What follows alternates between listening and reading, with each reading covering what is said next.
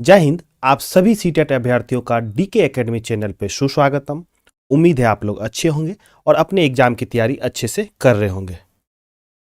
चलिए कुछ बात जो है आज के वीडियो के बारे में हम लोग कर लेते हैं। जैसा कि आप सभी को पता है कि जो सीटेट का एग्जाम चल रहा है, अगर उसमें मैथमेटिक्स के क्वेश्चन के बारे में अगर बात करें तो जो मैक्सिमम क्वेश्चन जो है वो आपको प्रीवियस ईयर क्वेश्चन जैसा ही देखने को मिल रहा है। इसलिए मेरा आपसे यही सलाह है कि जो आप मैथमेटिक्स के प्रीवियस ईयर क्वेश्चन को जितना ज़्यादा से ज़्यादा हो सके आप उसको समझिए, जानिए और उसको सॉल्व कीजिए।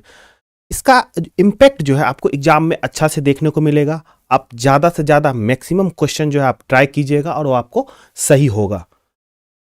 तो इसलिए आज के क्लास में हम लोग 2019 का मैथ का जो है क्वेश्चन उसको हम लोग जानेंगे, समझेंगे और सॉल्व करेंगे। हम लोग पहला सवाल सॉल्व करने जा रहे हैं। पहला सवाल है, कह रहा है 3 ब्रांड जो है ए, बी और सी है कि पेन है क्रमशः 10, 12 और 24 के पैकेट में उपलब्ध है। यदि एक दुकानदार को तीनों प्रकार के पेन समान संख्या में खरीदने हैं तो उसके द्वारा खरीदे जाने वाले पैकेटों की न्यूनतम संख्या क्या होगी। ध्यान रखिएगा यहाँ पर न्यूनतम की बात किया, ठीक ना। तो देखिएगा, जब भी सवाल में न्यूनतम की बात करेगा तो कहीं ना कहीं आप एक बार कान खड़ा कर लीजिए इस बात के लिए कि एलसीएम बाबा का दर्शन होने वाला है आपका, ठीक ना। वो सवाल आपको एलसीएम के बारे में जानकारी आपसे प्राप्त करेगा ही करेगा। ओके, तो यहाँ पे 3 संख्या दी हुई है, 10, 12 और 24। तो आप इसको एलसीएम निकालना है आपका। तो देखिए एलसीएम हम 2 तरीके से निकाल सकते हैं। एक तो सबसे पहले ट्रेडिशनल मेथड जो है, जिस तरह से 10 है, 12 है, 24 है, तो आप जो एक ट्रेडिशनल मेथड इस प्रकार आप इसको 2 से दिए, 5 हो गया, 6 हो गया, 12 हो गया, फिर आप आगे लगाइए जिससे भी लगेगा और उसको फिर आप निकालिए इस तरह से, ठीक। तो ये तो हो गया ट्रेडिशनल मेथड। देखिए इसको हम शॉर्ट तरीके से भी बना सकते हैं एलसीएम को। किस प्रकार, समझिएगा। जो एलसीएम जो होगा, जो दी हुई संख्याओं का वो मिनिमम होगा। सबसे पहला चीज होगा वो मिनिमम होगा, और जो संख्या मिनिमम आया अब उसको अगर हम 10 से भाग देंगे तो पूरी पूरी कट जाए, फिर अगर 12 से भागा देंगे तो वो पूरा पूरा कट जाए, और अगर हम 24 से भी भागा देंगे तो वो पूरा पूरा कट जाना चाहिए।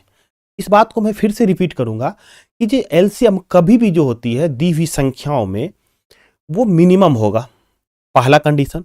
दूसरा कंडीशन, जिस संख्या का हम एलसीएम निकाल रहे हैं अगर उस संख्या से उसको भाग देंगे तो पूरा पूरा कट जाएगा। तो यही 2 बात जो है एलसीएम के लिए आता है, ठीक ना। अब देखिए यहाँ पे 10, 12 और 24 है। तो अब यहाँ पे एक सवाल है कि जो एलसीएम हम कैसे निकाल लेंगे इस शॉर्ट ट्रिक से या शॉर्ट मेथड से। तो इसमें खोजिए जो 10, 12 आप टेबल किसका पढ़ सकते हैं और वो संख्या बड़ा भी हो। देखिए 24 तो सबसे बड़ी है बट उसका टेबल पढ़ना टफ हो जाएगा, तो इसलिए हम टेबल यहाँ पे 12 का पढ़ देते हैं, ठीक ना। देखिए जब इसको 12 का पढ़ेंगे तो 12 पंचे 60, ठीक ना, बरछा के 72, बरसत 84, ठीक। और भी आगे पढ़ सकते हैं, ओके। लेकिन देखिएगा जब यहाँ पे एक, जब हम इसको 10 से डिवाइड करना है तो उसके लिए इकाई स्थान पे 0 होना बहुत मस्ट है, तभी वो 10 से डिवाइड होगा। तो देखिए ये 72 में तो 0 है नहीं, तो ये कैंसिल आउट हो गया। 84 में भी है, वो नहीं होगा, ठीक। तो आप आगे देखिएगा तो सिर्फ 120 ऐसा है जो आता है जिसमें 0 है, तो जो 12 से भी डिवाइड हो जाएगा क्योंकि 12 का टेबल तो ही है, और वो 24 से भी आपको डिवाइड हो जाएगा। तो इस वजह से आपका 120 हो जाएगा आपका एलसीएम, ठीक ना। देखिए अब यहाँ पे एक चीज और आएगा आपको, जो 240 भी आगे है कि जो आपको जो 10 से भी डिवाइड हो जाएगा, 12 से भी हो जाएगा, 24 से हो जाएगा। देखिएगा आपको तो ये 240 जो है 10, 12 और 24 तीनों से डिवाइड हो जाएगा। लेकिन पहला ही कंडीशन हम आपको बताए थे एलसीएम के लिए कि जो वो मिनिमम होना चाहिए। तो 120 जो है 240 से कम है, तो इसलिए हम 120 की तरफ गए, 240 की तरफ नहीं गए। तो उम्मीद है आपको ये एलसीएम का जो शॉर्ट ट्रिक या शॉर्ट मेथड इसको बोल सकते हैं वो आपको समझ में आ गया होगा, ठीक ना। ये तो बात होगी एलसीएम तक की। अब बात करते हैं जो मुद्दे की बात, जो सवाल सॉल्व करना है। अब यहाँ पे 120 आया है और संख्या 3 है, 10, 12 और 24 है, तो आप 120 को 3 बार लिख दीजिए, 120, 120 और 120, ओके।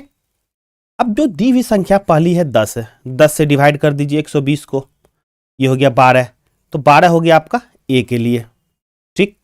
120 है, उसको दूसरा है 12, तो 12 से डिवाइड कीजिएगा तो 10 टाइम में हो जाएगा, तो 10 टाइम ये हो गया बी के लिए। और तीसरा है सी, वो है आपको 24 है, तो 24 से इसको डिवाइड कर दीजिए। ओके, तो ये 5 टाइम में हो जाएगा, तो ये 5 हो जाएगा आपका सी के लिए। तो ऑप्शन की ओर अगर आप बढ़िएगा तो ऑप्शन 4 इसका राइट आंसर हो जाएगा। ठीक, तो चलिए हम लोग नेक्स्ट क्वेश्चन की ओर बढ़ते हैं। कह रहा है एक वर्ग की भुजा 4 सेंटीमीटर है, ठीक ना, इसे काटकर 4 बराबर वर्ग में विभाजित किया जाता है। अब उसके बाद पूछ रहा है जब प्रत्येक छोटे वर्ग का क्षेत्रफल क्या होगा। ठीक, तो चलिए इस सवाल को हम लोग सॉल्व करते हैं। देखिए, एक कोई वर्ग है और हम सभी जानते हैं कि जो वर्ग की जो लंबाई और चौड़ाई दोनों बराबर होता है। अब उस वर्ग को क्या किया है, जो 4 छोटे छोटे वर्ग में डिवाइड किया है, तो उसका जो छोटा वाला होगा, देखिए अगर इसको डिवाइड करेगा तो ये जो पोर्शन है, ये वाला पोर्शन, ये छोटा पोर्शन हो गया, छोटा भाग हो गया। तो ये छोटे वाले जो वर्ग है, ये भी वर्ग बना है, तो उसका एरिया निकालने के लिए हमसे बात कर रहा है एरिया क्या होगा। ठीक, तो जब हम एरिया की बात करेंगे तो हम जानते हैं कि जो बड़ा की बात करेंगे तो 4 गुना 4 होगा टोटल जो दिया हुआ है, चूंकि भुजा दिया हुआ है 4। अब कह रहा है उसको 4 बराबर भाग में विभाजित कर दिया है, तो कोई नहीं, जितना भाग में विभाजित किया उससे उसको डिवाइड कर दीजिए। देखिए ये 4 4 कट गया तो बच गया आपका 4, तो 4, और वर्ग का यूनिट होता है सेंटीमीटर स्क्वायर, चूंकि दिया हुआ है सेंटीमीटर में। अगर मीटर में यहां दिया होता तो हम मीटर स्क्वायर में बात करते, तो सेंटीमीटर स्क्वायर में, तो ऑप्शन आपका ए राइट हो जाएगा। ठीक ना, तो चलते हैं हम लोग नेक्स्ट सवाल पे। कह रहा है निम्नलिखित में से कौन सा कथन सही नहीं है। यहां ध्यान रखिएगा, नहीं की बात किया है। ओके, अब कह रहा है कि जो सभी अभाज्य संख्या विषम संख्या है। आगे भी जो ऑप्शन में अभाज्य संख्या के बारे में बात कर रहा है, यहां भी अभाज्य संख्या के बारे में बात कर रहा है, और यहां पर भी अभाज्य संख्या के बारे में बात कर रहा है। देखिए सबसे पहले कुछ जो बेसिक टर्म है वो अभाज्य संख्या के बारे में हम थोड़ा सा आपको बताना चाहते हैं।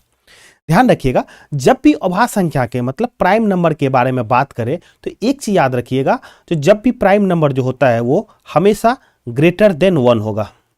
ध्यान रखिएगा, बहुत इंपॉर्टेंट बात है कि जो प्राइम नंबर कभी भी होगा तो वो 1 से बड़ा होगा। इसके साथ साथ एक चीज और आपको बताएंगे, जो उसकी 2 ही फैक्टर होंगे, कहने का मतलब 2 ही गुणनखंड होंगे। वो कौन कौन होगा, एक तो 1 होगा और साथ में साथ वो स्वयं होगा, सेल्फ, जो भी संख्या है वो स्वयं होगा। तो यहां पे हमने अभाज्य संख्या के बारे में मतलब प्राइम नंबर के बारे में 2 बात हमने बोला। एक तो पहला बोला जो ग्रेटर देन 1 होना चाहिए, मतलब वो 1 से बड़ा होना ही चाहिए। दूसरी बात, जो उसका फैक्टर के बारे में बात करें, गुणनखंड के बारे में बात करें, तो वो 1 होगा और दूसरा स्वयं होगा। ठीक ना, चलिए अब चलते हैं हम लोग क्वेश्चन की ओर। यहां पे देखिए कह रहा है जो सभी अभाज्य संख्याएं विषम संख्या होती है। चलिए अभाज्य संख्या के बारे में हम लोग जान गए, अब हम लोग सॉल्व करते हैं इस चीज को। देखिए क्या 1 होगा, नहीं होगा। क्यों नहीं होगा, क्योंकि अभी थोड़ी देर पहले ही पढ़े जो ग्रेटर देन 1 होना चाहिए, मतलब 2 से कहीं ना कहीं स्टार्ट होगा। तो चलिए 2 के बारे में समझते हैं। 2 अभाज्य संख्या है, हाँ जी है, क्योंकि उसका फैक्टर 1 है, स्वयं भी है और 1 से बड़ा भी है। 3 ये भी होगा, 4 नहीं होगा, 5 आपका होगा, 6 भी नहीं होगा क्योंकि उसको 2 से ज्यादा फैक्टर है। 7 होगा, हाँ जी 7 होगा, 9 नहीं होगा, और उसके बाद 11 हो जाएगा। इस तरह से आगे बढ़ते रहेगा जो कि इन्फिनाइट तक जाएगा। देखिए अब सवाल कर रहा है जो सभी अभाज्य संख्याएं विषम संख्याएं होती है। जब इस संख्या को देखिएगा अभाज्य संख्याओं का, तो एक इकलौता 2 ही है कि जो कि सम है। तो यहां से एक सवाल आपको और भी किसी फॉर्मेट आपको पूछ सकता है, जो जो 2 क्या है, अभाज्य संख्या है कि नहीं है। तो बोलिएगा अभाज्य संख्या तो है, लेकिन वो सम अभाज्य संख्या है। लेकिन यहां बात कर रहा है विषम की बात कर रहा है, इसलिए ये जो ऑप्शन है ये आपका गलत है, और मेरे हमसे पूछ भी रहा है नहीं के बारे में, तो आपका ए राइट ऑप्शन हो जाएगा। क्यों, क्योंकि सिर्फ 2 ही एक ऐसा है जो सम अभाज्य संख्या है। लेकिन इसी क्वेश्चन में अगर थोड़ा सा वो मॉडिफाई कर देता कि जो 2 से बड़ी सभी अभाज्य संख्याएं जो होती है वो विषम होती है, तो बात फिर सही हो जाता, क्योंकि 2 ही एक ऐसा अभाज्य संख्या है कि जो कि सम है। ठीक ना, तो ये तो हो गया क्वेश्चन के बारे में, तो हमने क्वेश्चन सॉल्व कर दिया। लेकिन आगे जो ऑप्शन है उसके बारे में भी हम लोग जान लेते हैं। ठीक ना, इसका राइट ऑप्शन जो होगा वो 1 हो जाएगा। ठीक, अब कह रहा अभाज्य संख्या अपरिमित रूप से अनेक होते, कहने का मतलब इन्फिनाइट होते हैं। देखिए इन्फिनाइट होते हैं, अभी बताएं। अभाज्य संख्या केवल 2 गुणनखंड होते हैं, बिल्कुल 2 गुणनखंड होते हैं, 1 और स्वयं होते हैं। एक अंक वाली केवल 4 अभाज्य संख्याएं होती है, तो देखिए एक अंक के बारे में बात करेंगे तो देखिए 2 होगा, 3 होगा, 5 होगा, 7 होगा, तो देखिए 1 2 3 4 ही होगा। क्योंकि 11 तो फिर हो जाएगा 2 अंक ही हो जाएगा। तो उम्मीद है आपको जो कॉन्सेप्ट समझ में आ रहा होगा। तो हम लोग पढ़ते हैं नेक्स्ट क्वेश्चन की ओर। देखिए क्वेश्चन कह रहा है कि वो संख्या जो 1 से 10 मतलब दोनों सम्मिलित है, कहने का मतलब है कि बोथ इंक्लूसिव मतलब दोनों सम्मिलित है, सभी संख्याओं से विभाज्य होगी, तो कौन सी ऐसी संख्या है। ठीक ना। देखिए इस क्वेश्चन को हम दो तरीके से समझ सकते हैं। ठीक ना, एक है लॉन्ग मेथड है, एक बिल्कुल शॉर्ट मेथड है। तो सबसे पहले हम लॉन्ग मेथड से जाएंगे। देखिएगा कह रहा है एक वो संख्या जो सभी से विभाजित होगा, वो कौन संख्या है, 1 से लेकर 10 तक की है। तो कहने का मतलब है जो वो 1 से भी विभाजित होगी, 2 से भी होगी, 3 से भी होगी, 4 से भी होगी, 5 से होगी, 6 से भी होगी, 7 से भी होनी चाहिए, 8 से भी होना चाहिए, 9 से भी होना चाहिए और आपको 10 से भी होना चाहिए। इसके बारे में बात कर रहा है। थोड़ा सा अगर माइंड पे आप जोर दीजिएगा तो आपको जाने अनजाने में वो एलसीएम बाबा फिर से दर्शन दे दिया आपको। थोड़ा सा ध्यान दीजिए कि अगर आप पहला क्वेश्चन पे अभी जाइए तो पहला क्वेश्चन में 3 चीज दिया हुआ था, 10 था, 12 था और 24 था। तो जो उसका एलसीएम आया था वो 120 आया था। अब जो 120 है ये वो किससे, 10 से भी डिवाइड था, हाँ जी था, 12 से भी था, हाँ जी था, और 24 से था, हाँ 24 से भी डिवाइड था। तो उस कॉन्सेप्ट को यहां पे जब लेके आइएगा तो वही सवाल कह रहा है। फिर से एक बार हम सवाल पढ़ते हैं ताकि इस चीज को आप बारीकी से समझे। कह रहा है वो संख्या जो 1 से लेकर 10 दोनों सम्मिलित है, सभी संख्याओं से विभाज्य होगी। ठीक ना। तो देखिए यहाँ पे 10, 12 और 24 था तो 120 आया था। तो जो 120 है वो 10 से भी डिवाइड है, 12 से भी है, 24 से भी है ना। तो ठीक उसी प्रकार से 1 से लेकर जो 10 तक है उसका आप कहीं ना कहीं आपको एलसीएम निकालना है, तो आप इसको एलसीएम निकाल दीजिए और जो संख्या आएगी आपका एलसीएम इसका जो भी आएगा वही उसका राइट आंसर हो जाएगा। ओके, तो ये तो हो गया लॉन्ग मेथड। अब चलते हैं इस सवाल को हम एक शॉर्ट मेथड से भी सॉल्व कर सकते हैं और कोई ट्रिक नहीं है, बिल्कुल वो कॉन्सेप्ट है जो कि आप पढ़ चुके हैं। कह रहा है वो सभी से विभाज्य होना चाहिए, मतलब वो 1 से भी डिवाइड होना चाहिए। तो चलिए 1 से डिवाइड का चेक करते हैं। तो सारी जो ऑप्शन में संख्या है वो 1 से डिवाइड है, हाँ है, कोई बात नहीं है। तो वो 2 से भी होना चाहिए। जब देखते हैं 2 से तो 2 का विभाज्यता का नियम अगर आपको पता है तो आप इसको निकाल लीजिएगा आसानी से। तो 2 की विभाज्यता क्या करिए, जो उसके इकाई स्थान पर या तो 0 हो, 2 हो, 4 हो, 6 हो या 8 हो। देखिए 0 है, हाँ जी है, 4 भी है, तो ये 2 से विभाज्य हो जाएगा, कोई बात नहीं है। चलते हम लोग 3 की विभाज्यता का नियम पे। तो 3 का विभाज्यता का नियम ये कहता है कि जो संख्या जो है उसमें अंकों का योग, जैसे यहाँ पे अंक 1 है और 0 है, तो दोनों को जोड़ने पे जो संख्या आई उसको आपको 3 से भागा देना है। अगर वो कट गया तो पूरी संख्या जो आपको कट जाएगी। ये 3 का विभाज्यता का नियम है। देखिए तो 1 + 0 1 होता है। ओके, तो 1 कटेगी 3 से, नहीं कटेगी, तो ये तो आपका खत्म हो गया। 100 बात तो 1 ही है, तो ये भी खत्म हो गया। 6 4 10, तो 10 3 से नहीं कटेगा, तो ये भी खत्म हो गया। अब देखिए 5 2 7 2 9, देखिए 9 है, 3 से इसको डिवाइड कीजिएगा तो पूरी पूरी कट जाएगा। तो मतलब ये जो संख्या है आपको 3 से कट जाएगा। तो आगे ऑप्शन 1 2 3 तो ऐसे ही खत्म हो गया, तो सिर्फ चौथा ऑप्शन होगा और इससे भी एलसीएम निकालिएगा, आप ट्राई कर लीजिएगा, आपको 2520 ही आएगा। ठीक ना। तो आपको उम्मीद है कि आपको चीजें डिटेल से समझ में आ गया होगा। एक तो कॉन्सेप्ट भी समझ में आया और दूसरा आपको उसको बनाने का दूसरा एक मेथड भी है वो भी आपको समझ में आ गया होगा। अगर हम पिछले क्वेश्चन की बात करें तो उस क्वेश्चन को हमने 2 मेथड से सॉल्व किया। एक मेथड तो था ट्रेडिशनल मेथड, एक दूसरा जो मेथड है वो हम विभाज्यता का नियम जो है उसके टूल के हेल्प से सॉल्व किए। तो विभाज्यता का जो नियम था उस टूल के अकॉर्डिंग बहुत ही कम समय में हमने सॉल्व किया है। तो अगर इस तरह का वीडियो आपको चाहिए जो छोटे छोटे टूल पे, तो आप मेरे चैनल जो कि कैरियर बुक है, यहाँ पे नीचे लिखा हुआ है कैरियर बुक है, आप वहाँ पे जाइए। आपको इस तरह का वीडियो, आपको शॉर्ट वीडियो, आपको जो टिप्स एंड ट्रिक्स करके मिल जाएंगे बहुत सारे टॉपिक पे। और साथ ही साथ जो PYQ है वो भी आपको मिल जाएगा। वहाँ पे आपको अभी तक में 11-12 सेट जो है आपको वहाँ पे डिस्कस किया गया है, बहुत ही डिटेल में डिस्कस किया गया है। तो जो कि सभी को पता है कि जो PYQ कितना इम्पोर्टेंट है, बहुत ज़्यादा इम्पोर्टेंट है आपके लिए। अगर आप वहाँ से सॉल्व करके जा रहे हैं, क्वेश्चन को समझ रहे हैं, तो बहुत ज़्यादा फायदा होने वाला है आपको। आपके आगामी सीटेट का जो एग्जाम है, इस वीडियो का जो लिंक है नीचे डिस्क्रिप्शन बॉक्स में दे दिया गया है, आप वहां से जाइए और देखिए, समझिए और उसको बहुत सारा प्यार दीजिएगा। आइए हम लोग नेक्स्ट सवाल को समझते हैं। कह रहा है आयशा के पास केवल 5, ठीक ना, 5 और 10 के सिक्कों है, यदि उसके पास सिक्कों की कुल संख्या 25 है, ठीक, और जो सिक्का टोटल है उसका अगर अमाउंट में देखा जाए तो धन की बात कर रहा हूं 160 है, ठीक ना। ध्यान रखिएगा यहाँ पे 3 रेट का चतुर वाला धन नहीं है ये, ओके। उसके पास 5 और 10 के सिक्कों की संख्या है, इसके बारे में मुझे जानकारी बताना है। तो देखिए हम यहाँ पे थोड़ी देर के लिए मान लेते हैं कि जो 5 का जो सिक्का है वो है आपका x है और 10 के सिक्का जो है टोटल y है, ओके। अब कह रहा है टोटल जो सिक्का है वो 25 है, तो कोई बात नहीं है। देखिए इसको इस तरह से इक्वेशन में हम लिख सकते हैं, x प्लस वाई जो हो जाएगा आपका 25, ठीक ना। अब बात कर रहा है धन की बात कर रहा है, वो अमाउंट की बात कर रहा है ना, अमाउंट की। तो टोटल अमाउंट निकालते हैं हम लोग इस प्रकार। देखिए सिक्कों की संख्या x है, तो उसके वो किसके सिक्कों की संख्या है, 5 की है ना, तो उसको लिख सकते हैं इस प्रकार आप 5x प्लस y की सिक्कों की देखते हैं तो 10 है, तो 10y, दोनों को मिलाने पे हो जा रहा है 160 हो जा रहा है, ठीक।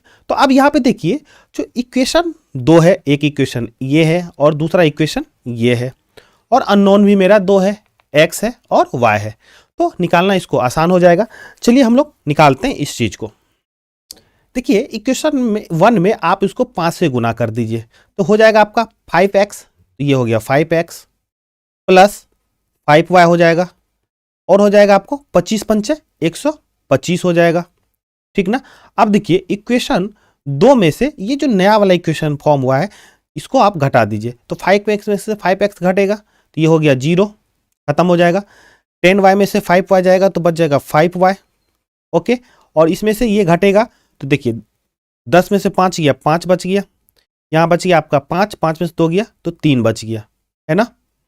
अब देखिए 5 से ये खत्म 7 टाइम में, तो y हो गया आपको 7, तो कहने का मतलब y किसके सिक्कों की संख्या थी, 10 की, तो हो गया 7, तो आपका ऑप्शन 1 हो जाएगा। और दूसरा भी अगर x के निकालना चाहिए, मतलब 5 के सिक्कों की संख्या निकालिएगा, तो देखिए x प्लस वाई है आपका 25, जिसमें से y मिल गया मुझे 7, तो x इक्वल टू हो जाएगा 25 माइनस y, और y का वैल्यू है 7, तो 25 में से 7 घटाइए तो बच जाएगा 18, तो देखिए 18 भी आपका आ गया है। तो उम्मीद है आपको जो कॉन्सेप्ट समझ में आ रहा होगा आपको। अगला क्वेश्चन है इवोल्यूट करने के लिए कह रहा है, ठीक ना। तो देखिए क्वेश्चन को देखने के बाद आपको पता होना चाहिए कि कहीं ना कहीं वो आपको बोर्ड मास के बारे में जानकारी प्राप्त करना चाह रहा है कि आपको आ रहा है कि नहीं है बोर्ड मास के बारे में, ठीक ना। तो इसके बोर्ड मास के बारे में थोड़ा सा एक डिटेल हम आपको बताना चाह रहे हैं। जो 20 पर ब्रैकेट होता है, सबसे पहले आपको ब्रैकेट का यूज करना है। उसमें भी 3 तरह का ब्रैकेट होता है, छोटी, बड़ी और मंझली, लेकिन तीनों ब्रैकेट में छोटी कोष्टक का यूज सबसे पहले कीजिएगा, उसके बाद मंझली का, उसके बाद बड़ी का। ये तो हो गया ब्रैकेट की बात। अब ओ है तो ओ का मतलब होता है ऑफ, ओके। तो ऑफ का अगर मैथमेटिकल टर्म में देखा जाए तो उसका मतलब होता है गुना, ठीक ना। और उसके बाद डिवाइड करना है, फिर उसके बाद मल्टीप्लिकेशन, उसके बाद या तो आप एडिशन कर सकते हैं या सब्सट्रैक्शन, मतलब या तो जोड़ सकते हैं या तो घटा सकते हैं, ठीक ना। तो जब इस क्वेश्चन को हम लोग देख रहे हैं यहाँ पे, तो इस क्वेश्चन में ब्रैकेट तो है नहीं, ऑफ भी नहीं है, मतलब डिवाइड है, हाँ जी है। तो 21 भागा यहाँ पे भागा है, 21 भागा 7 है। चलिए तो जब हम 21 को 7 से भागा देंगे तो देखिए 3 टाइम में कट जाएगा, 3 से तो 21, ठीक ना। अब उसके बाद गुना है, तो चलिए हम लोग गुना करते हैं। देखिए 3 से गुना करेंगे 5, तो ये देखिए 5 तिया 15 के 5 हासिल 1 हो गया, और 17 तिया 51 1 52 हो गया, मतलब 52.5 हो गया, ओके।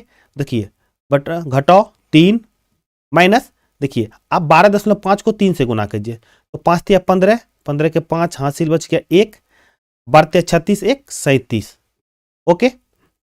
अब देखिए ये दोनों को एक जगह अगर जोड़ दीजिए तो हो जाएगा 37, और 3 जोड़िएगा तो 40 दशमलव हो जाएगा आपका 5 हो जाएगा, और घटाना है आपको 52.5 से घटाना है, तो इसको घटाने पर आपको आ जाएगा देखिए 12 आ जाएगा, तो ऑप्शन 2 जो होगा वो राइट हो जाएगा। अगला सवाल जो आपके स्क्रीन पे है वो इस प्रकार है, कह रहा है एक बाग है कोई, ठीक ना। उसमें वृक्षों में नीम का जो वृक्ष है वो टोटल जो है उस वृक्ष का 6वां भाग है, ओके। और कह रहा है आधे वृक्ष अशोक के हैं और शेष यूकेलिप्टस के हैं। देखिए कह रहा है कि अगर टोटल बगीचा में अगर एक्स है, मान लीजिए पेड़ है, तो नीम की अगर बात करेगा तो नीम का हो जाएगा x/6 हो जाएगा, है ना, x/6 हो जाएगा नीम की अगर बात किया। ठीक, तो देखिए यहां पे जब सवाल को ध्यान से पढ़िएगा तो नीम की संख्या आपको 5 है, तो कहने का मतलब नीम हो गया 5 हो गया, और अकॉर्डिंग टू क्वेश्चन जो शब्द में दिया हुआ है वो है x/6। ठीक, तो x यहां पे हो जाएगा देखिए 30 हो जाएगा। ओके, लेकिन x हम माने क्या है, टोटल ही माने हैं। ठीक, तो इससे निकल गया तो मेरा टोटल जो है वृक्ष है, जो बाग में है वृक्ष, वो आपका देखिए टोटल हो गया 30। ठीक, अब कह रहा आधे वृक्ष अशोक के हैं, तो अशोका का वृक्ष है, तो आधे का मतलब अशोका का हो गया, 30 का आधा कीजिए 15।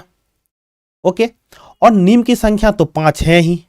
तो अब कह रहा बाग में यूकेलिप्टस के कितने हो गए, देखिए टोटल 30 है, 15 यहाँ पे है अशोका के, 5 हो गए नीम के, तो 15 5 20 हो गया। तो 20 जो है, अब बचा कितना होगा यूकेलिप्टस का, 10 ही बचा होगा ना, क्योंकि 30 में से आपको क्या घटाना है 20, तो बच गए 10, और तो 10 ही यही हो गए यूकेलिप्टस का होगा, तो आपका ऑप्शन 2 हो जाएगा। ओके, चलिए नेक्स्ट क्वेश्चन को हम लोग सॉल्व करते हैं। सवाल इस प्रकार है, कह रहा है एक रेलगाड़ी दिल्ली से 29 अगस्त 2019 को 16:30 बजे प्रस्थान करती है और अपने गंतव्य स्थान पर 31 अगस्त को 8:45 बजे पहुंचती है। तो कह रहा है इस यात्रा में कुल समय क्या होगा, इसके बारे में बताना है। देखिए जब भी इस तरह का सवाल आए, क्योंकि इस तरह का सवाल भी अभी भी इस समय भी सीटेट पूछ रही है, तो आप थोड़ा सा इसको कंसंट्रेट कीजिए सवाल को, और बिल्कुल आसानी से आप इसको समझ जाइएगा और कभी गलती नहीं होगी। जब भी इस तरह का सवाल आए तो आप देखिए जो कहाँ से कहाँ तक गई है, मतलब किस डेट से, 29 से गई है, 30 को भी चली है ट्रेन, और 31 को वो समाप्त कर रहा है यात्रा। ठीक ना, तो ध्यान दीजिएगा जब 31 के बारे में जब हम देख रहे हैं तो 31 को 8:45 पर यात्रा समाप्त कर रहा है, तो 8:45 लिख दीजिए। ठीक ना, और 29 से स्टार्ट हुआ मतलब 30 को वो पूरा जर्नी किया है, तो पूरा जर्नी अगर देखा जाए तो रेलवे के अकॉर्डिंग 24 घंटे का घड़ी होती है, रेलवे यूज करती है, तो 24 घंटे हो गए। अब बात यहाँ पे फंस जाती है, जो 29 को हम क्या लिखे। ठीक ना, तो थोड़ा सा 29 के लिए कंसंट्रेट होइएगा कि जो 24 घंटे में तो 16 घंटे और 30 मिनट तो गाड़ी खड़ी होगी कहीं ना कहीं, वो तो चली नहीं, स्टेशन पे खड़ी होगी या तो यार्ड में खड़ी होगी। तो चलिए हम लोग 24 में से 16 घंटा 30 मिनट को घटाते हैं। ठीक, तो देखिए यहाँ पे सुविधा के लिए 16 को ही पहले घटाइए, तो 24 में से अगर 16 घटेगा तो बच गया 8। अब इस 8 में से आधा घंटा और घटाना है, तो हो जाएगा 7:30, तो मतलब 7 घंटा 30 मिनट। देखिए इस तरह से कीजिएगा तो आपको आसानी से कैलकुलेट कर पाइएगा और कोई कंफ्यूजन नहीं होगा। ठीक, तो देखिए आप सबको जोड़िए, तो हो गया यहाँ पे 5, 4 और 3 हो गया 7, तो 75 मिनट हो गए। देखिए 7 4 11, 11 और 8 हो गया 19, 19 के 9, हासिल बच गया 1, 1 2 1 3, तो 39 घंटा 75 मिनट। तो देखिए 60 मिनट इधर टहल लेगा, देखिए टहल लेगा मतलब 60 मिनट बराबर 1 घंटा होता है। ठीक, देखिए इसको इस तरह से लिख सकते हैं आप, तो 40 घंटा हो जाएगा और उधर 15 मिनट हो जाएगा। क्यों हो जाएगा, क्योंकि देखिए 75 को आप इस प्रकार लिख सकते हैं 60 + 15, 60 मिनट + 15, और 60 मिनट बराबर होता है 1 घंटा होता है। तो 1 घंटा इसमें आपको 39 में 1 घंटा ऐड हो गया, तो ये 40 हो गया, और ये जो 15 बच गया तो ये 15 मिनट हो गया। तो देखिए ऑप्शन में 40 घंटे 15 मिनट, तो चौथा ऑप्शन जो आपका राइट हो जाएगा। तो अब हम लोग नेक्स्ट सवाल सॉल्व करने वाले हैं। कह रहा है निम्नलिखित में से किसमें लंबाई को घटते क्रम में, देखिए यहाँ पे घटते क्रम की बात कर रहा है, मीन्स डिक्रीजिंग ऑर्डर की बात कर रहा है वो। ओके, मतलब लिखना इस प्रकार है, ये जो पहले बड़ा, फिर उससे छोटा, फिर उससे भी छोटा, फिर उससे छोटा, फिर इससे छोटा, इस प्रकार आपको लिखना है। ओके, देखिए जब हम ऑप्शन को ध्यान से देखते हैं तो उसमें इस प्रकार लिखा हुआ है mm, सेंटीमीटर, डेसीमीटर और मीटर में लिखा हुआ है। तो हमको करना क्या, जब भी इस तरह का सवाल आए तो आप उसको एक यूनिट में कन्वर्ट कीजिए, चाहे कोई भी यूनिट हो। ओके, देखिए तो ध्यान रखिएगा इसमें आप जो बड़ा से छोटा यूनिट में चले जाइएगा। मतलब कहने का मतलब जो मीटर है तो मीटर को सबसे छोटा यूनिट में बदल लीजिएगा, वो बदलना आसान हो जाता है, क्योंकि सिर्फ आपको क्या है, बड़ा यूनिट को आपको किसी संख्या से गुना करना होता है। और सभी जानते हैं कि जो गुना करना थोड़ा अगर भाग के कंपेरिजन में आसान हो जाता है। देखिए हम सभी जानते हैं कि इस प्रकार हम बनाते हैं मिली, सेंटी, डेसी, ठीक ना, मीटर हो गया। उसके बाद लिखते हैं हम लोग मीटर लिखते हैं। ओके, तो आइए सबको एक यूनिट में कन्वर्ट करते हैं। यहाँ पे दिया हुआ है 8500 mm दिया हुआ, तो कोई बात नहीं, कन्वर्ट भी करना mm में ही है, तो कोई इससे तो बदलना नहीं है।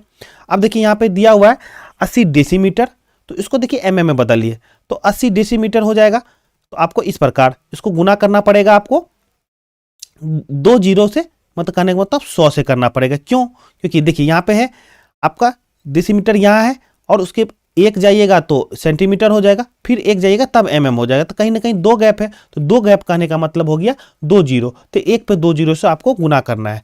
और गुना ही क्यों करना है? क्योंकि डेसीमीटर जो है आपको बड़ा अमाउंट है और mm छोटा है, तो बड़ा से आप छोटा में जा रहे हैं, ठीक ना।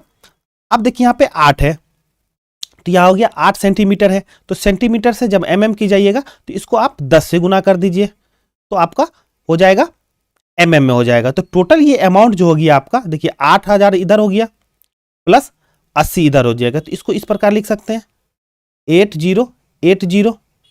ओके, तो अब देखिए यहाँ पे 800 सेंटीमीटर है, तो इसको जब mm में बदलिएगा तो हम जानते हैं कि 10 से, मतलब एक जीरो यहाँ पे एक और आ जाएगा, तो 80 सेंटीमीटर हो गया और 8 mm हो गया। तो टोटल अगर कैलकुलेट कीजिएगा तो 8008 आ जाएगा।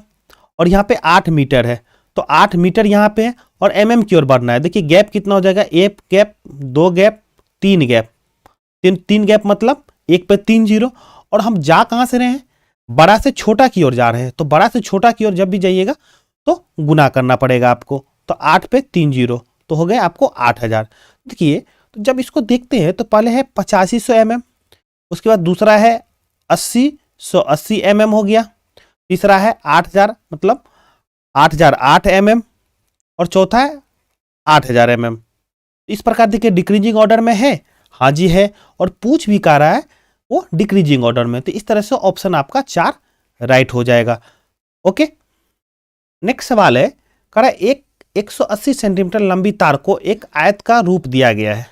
यदि आयत की चौड़ाई जो आपको दिया हुआ 30 सेंटीमीटर, तो उसकी लंबाई क्या है? तो लंबाई के बारे में आपको बताना है। चलिए सवाल को हम लोग समझते हैं। कह रहा है एक तार है, हाँ जी है तार, तार की टोटल लंबाई है 180 सेंटीमीटर।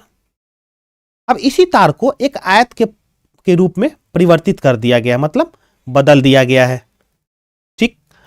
अब कह रहा है उस आयत का जो है हमको चौड़ाई दिया हुआ है, मतलब वृत्त दिया हुआ है आपको, तो बी दिया हुआ है आपको 30 सेंटीमीटर। अब बात कर रहा है लंबाई क्या होगा, लंबाई के बारे में मुझे बताना है। देखिए ये क्षेत्रमिति का सवाल है, और जब भी इस टाइप का सवाल पूछे तो आप जो जो कह रहा है सवाल उसके अकॉर्डिंग आप बदलते जाइए। एक तार है, कोई बात नहीं है, तार है, उसकी लंबाई दी हुई है, उसको एक आयत के रूप में बदल दिया है। तो अब जो ये आयत है, जो नया आयत फॉर्म हुआ है, इसके परिमाप की अगर हम बात करें तो हम सभी जानते हैं जो परिमाप जो होता है भुजा का लंबाई जो है उसका योग होता है। इसकी बात करें तो ये तो 180 ही होगा। क्यों? क्योंकि इसी तार को इसकी में कन्वर्ट किया है आयत में, ठीक। तो अगर इस फिगर का अगर आयत का परिमाप की बात करें तो परिमाप आपको हम सभी जानते हैं कि 2 इंटू लंबाई प्लस चौड़ाई होता है, और ये बराबर होना चाहिए अकॉर्डिंग टू मैथमेटिक्स 180 के, बिल्कुल। तो अब देखिए 2 यहां से हो गया 90, कट गया, यहां पे लेंथ निकालना ही है, और वृत्त दिया आपका 30, तो 30 हो गया, और इधर बच गया 90, तो लेंथ बराबर हो जाएगा आपको 90 माइनस 30 बोले तो 60 हो जाएगा, तो 60 सेंटीमीटर आपका राइट आंसर हो जाएगा, ठीक ना। तो आपका ऑप्शन 2 हो जाएगा। देखिए इस टाइप का सवाल अभी भी सीटेट पूछ रही है, तो इसको हम फिर से एक बार बताना चाहेंगे आपको। जो दिया हुआ आपका टोटल तार की लंबाई 180 दिया हुआ है, अब उसी तार को कन्वर्ट किया है, तो जब उसी तार को कन्वर्ट करेगा तो जो ये आकृति है, ये जो फिगर है, इस फिगर का जो पेरीमीटर होगा, मतलब परिमाप जो होगा वो 180 होगा। लेकिन ये फिगर बना है क्या? आयत बना है, और अकॉर्डिंग टू मैथमेटिक्स जो होता है आयत का जो परिमाप होता है 2 इंटू लंबाई प्लस चौड़ाई। ओके, तो और दिया हुआ है इसका कहीं ना कहीं वो पेरीमीटर दिया हुआ, परिमाप दिया हुआ 180, तो उसके हम बराबर कर दिए और बाकी कैलकुलेट कर दिया हम आपको। तो इससे निकल गया, मुझे लंबाई निकल गया, तो लंबाई हो गया आपका 60 सेंटीमीटर। तो उम्मीद है वीडियो आपको पसंद आया होगा। अगर वीडियो के रिगार्डिंग कोई भी कमेंट आपको है, कोई भी डाउट है, तो प्लीज आप मुझे कमेंट कीजिए। तो आपसे फिर मिलेंगे एक नए प्रीवियस ईयर क्वेश्चन के सेट के साथ। तब तक के लिए धन्यवाद। जय हिंद।